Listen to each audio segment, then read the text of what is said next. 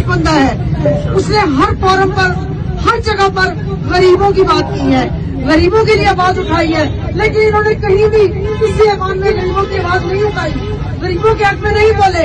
ये सिर्फ अपने लिए ही बोले हैं या इमरान खान के खिलाफ बोले हैं।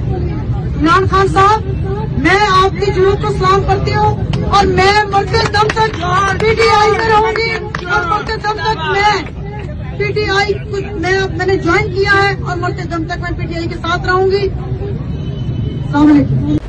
खूने नाहक बहुत पी चुकी ये जमीन, अब कोई दिन में ये खून उगलने को है। खत्म हो जाएगी ये तमाशागरी, वक्त पलटेगा रोजे जजा की तरह।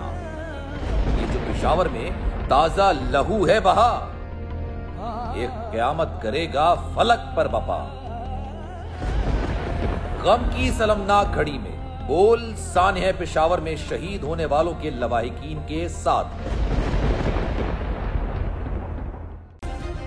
सब्सक्राइब करें और बेल दबाएं ताकि कोई खबर रह न जाए।